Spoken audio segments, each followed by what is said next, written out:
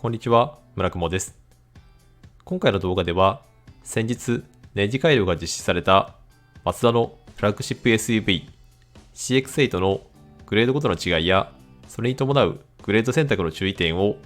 今回から設定された特別仕様車を含めて紹介します。それではご覧ください。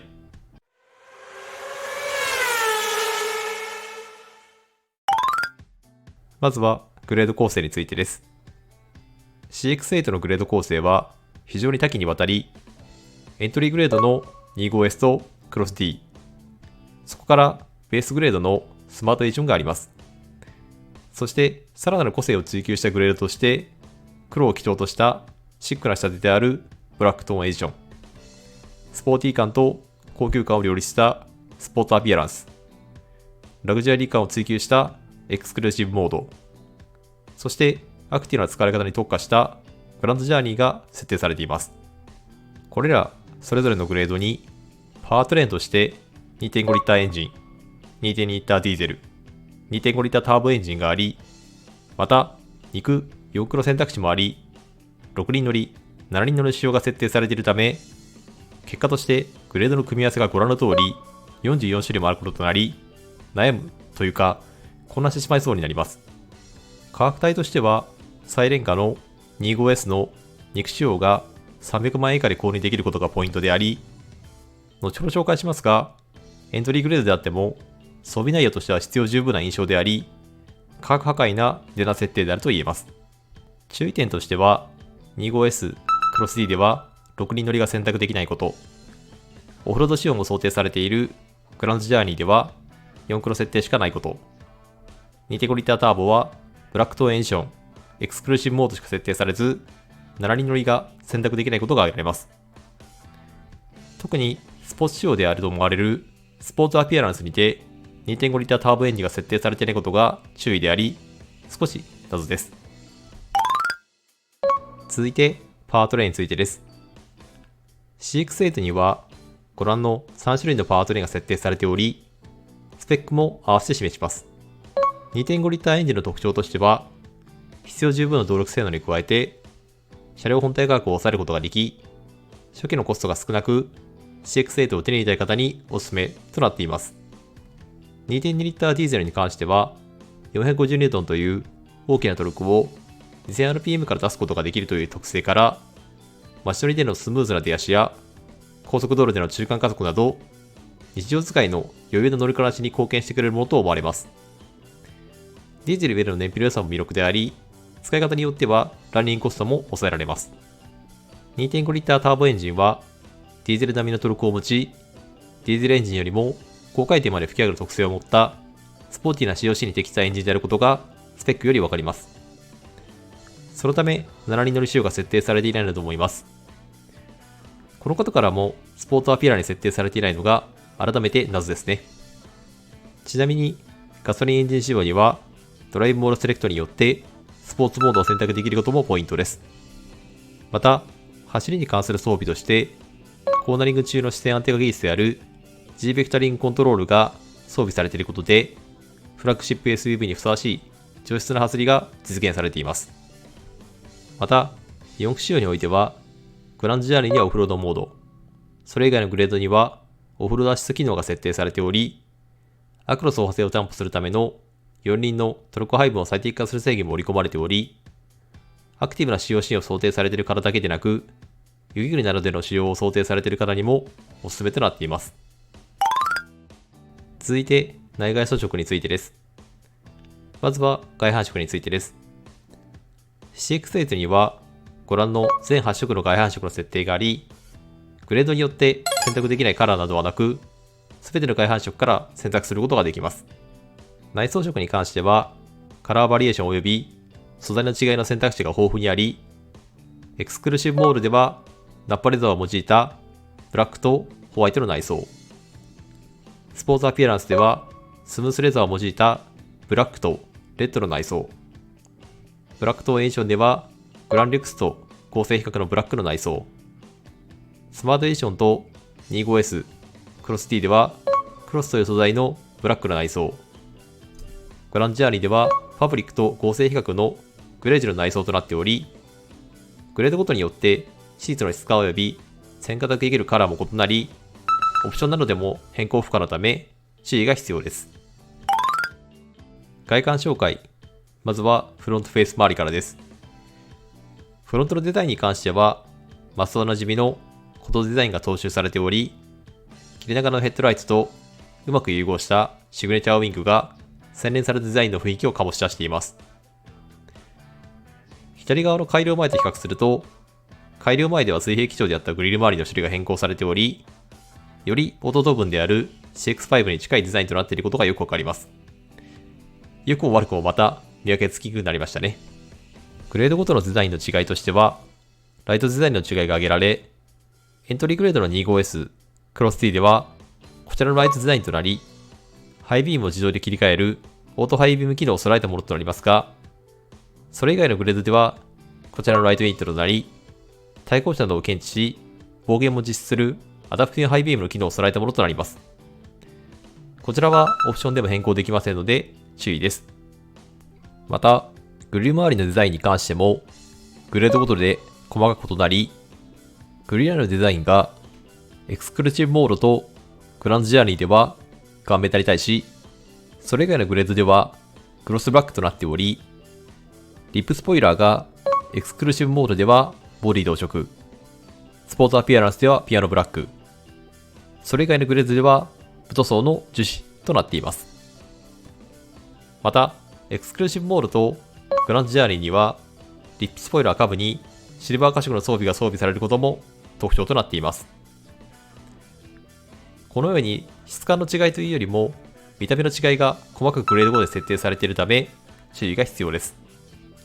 サイドのデザインはこのようになっており、全長 4925mm、全高 1730mm、全幅 1845mm、ホイールベースが 2930mm となっており、国産の SUV の中では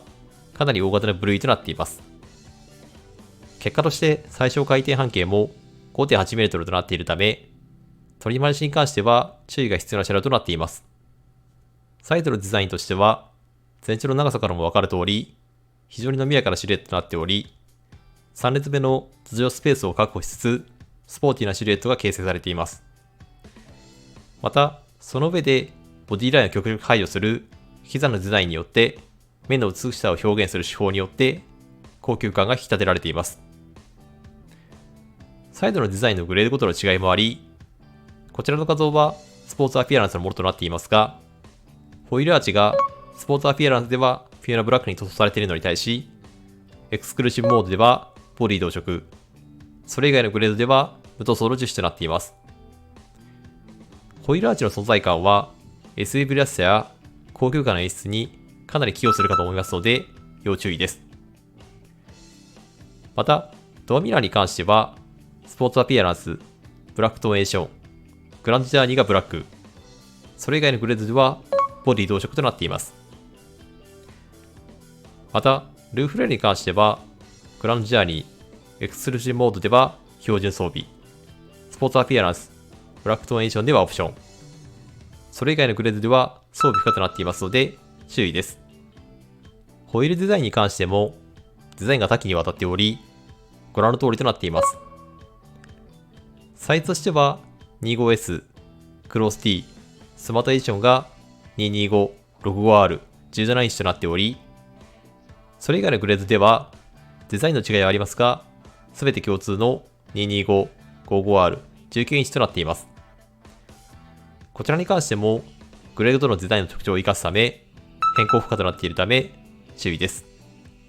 リアのデザインはこのようになっており、フェンダーの盛り上がりなどの強調表現はありませんが、スクエア基調のリアデザインとなっており、非常にボリューミーであり、存在感あふれるデザインとなっています。リアの装備の違いとしては、そこまで大きくなく、グランドジャーニー、エクシクルモードにのみ、画像のシルバー可色が追加されることと、スポーツアピアランス、エクスクルーシブモードでは、マフラーカッターの径が台形仕様となるのが特徴です。外観デザインとしては、今回のデザインの違いはありますが、質感がグレードによって劣るということはなく、それぞれのグレードのコンセプトを生かすための装備を追加したという印象であり、デザイナーの方のこだわりを感じるものとなっています。続いて内装紹介。まずはトランクスペースとなります。トランクスペースとしては、カタログによると3列目シートを起こした状態でも9インチのゴルフバッグを2個搭載できる広々としたスペースとなっており、床下のシートスペースもかなり広大なものとなっています。ちなみに足を車体下に潜り込ませることでトランクを開閉するハンズフリーバックドアは、グランドジャーニーエクスクルーシブモード、スポーツアピアランスに標準装備で、ブラックトーンエーション、スマートエーションにはオプション、25S、クロス D には装備できませんので注意です。また、3列目シートを格納することでトランク容量の拡大も可能となっています。注意点としては、7人乗りの場合は2列目含めフルフラットにできますが、6人乗り仕様の場合は当然ですが中央部に空洞ができてしまうことと、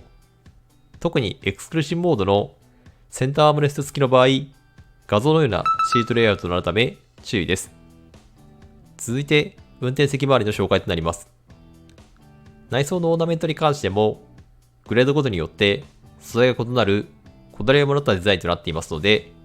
ぜひとも実写をご覧いただいて見比べていただければと思います。ステアリングの素材に関してはグレードごとに若干素材が異なりますが、質感としてはほぼ変わりません。装備面としてはステアリングヒーターが 25S、クロス D のみ装備不可となっているため注意です。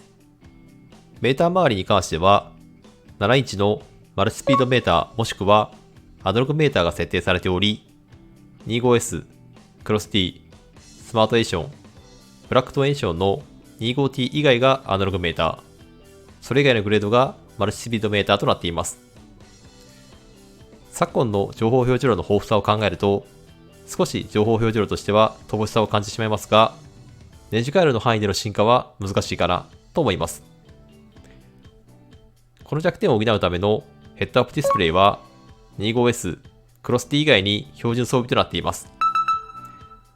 メーカーによっては最上級グレードにもオプションの場合が多い中、非常にありがたい装備であり、CX8 の装備の充実さが伺えます。運転支援系の装備としては 25S、クロス T が一定車速で走行を行うクルーズコントロールであり、それ以外のグレードでは前走車の距離を一定に保つレーダークルーズコントロールが標準装備となっています。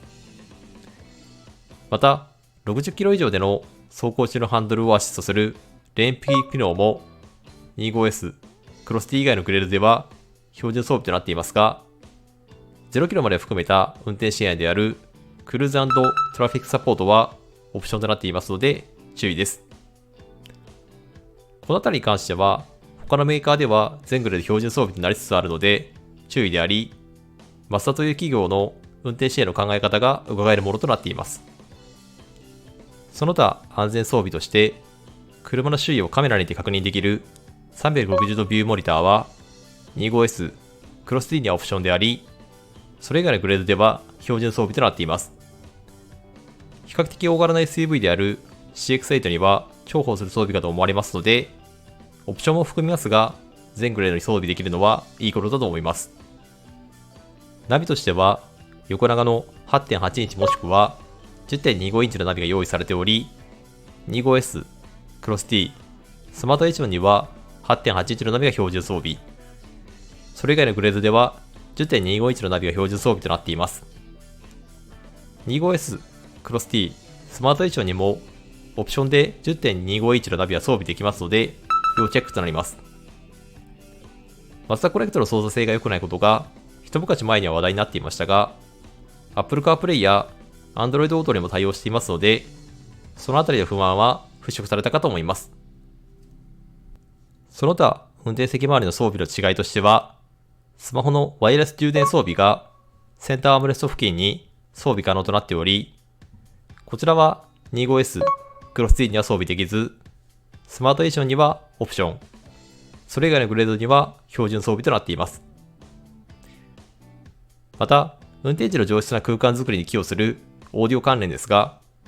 25S、クロス T では4スピーカー、それ以外のグレードでは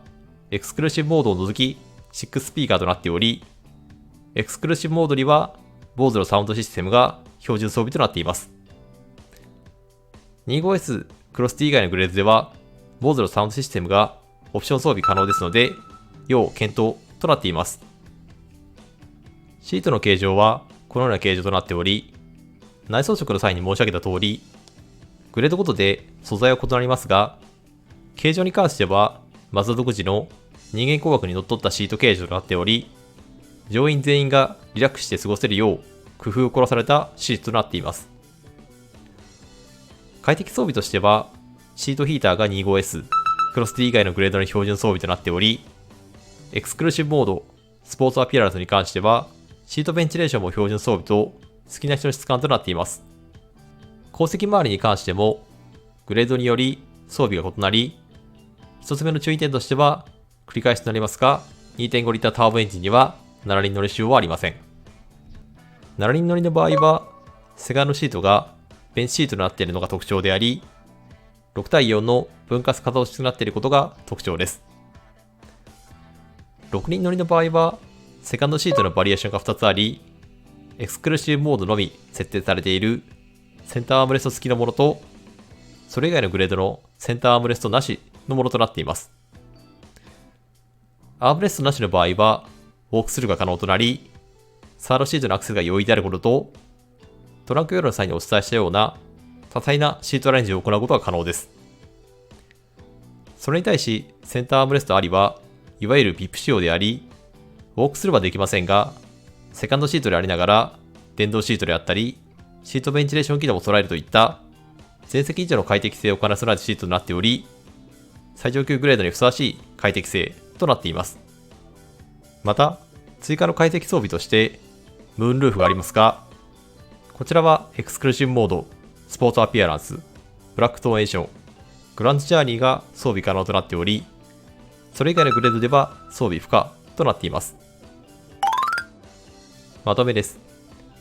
外観に関しては、年次改良によってそこまで大きな変更点は加えられていませんが、グレードごとに専用の装備が与えられ、質感に関してもベースグレードにおいてもかなりの高さが担保されているのが印象的です。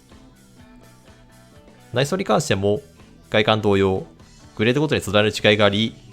デザイナーのこだわりが感じられる質感が担保されており、非常に見応えあるものであると思われます。装備面に関しては、予防安全系やインフォテインメント周りに若干古臭さは感じてしまいますが、オプションを選択することで、どのグレードにおいても装備を充実させることができるのはいいことだと思います。少しグレード帯域が複雑であり、25T がスポーツアピアランスで選択できないなど、少し謎な部分もありましたので、このあたりのグレードのコンセプトをより明確にしていただければと思います。今回の動画の内容としては以上となります。このチャンネルでは他にも新型車の情報や愛車のスープラ関連の DIY 情報の発信を毎週行っております。自動車好きの方の参考となる情報を発信していけるよう努めていきますので、動画の高評価とチャンネル登録のほどよろしくお願いいたします。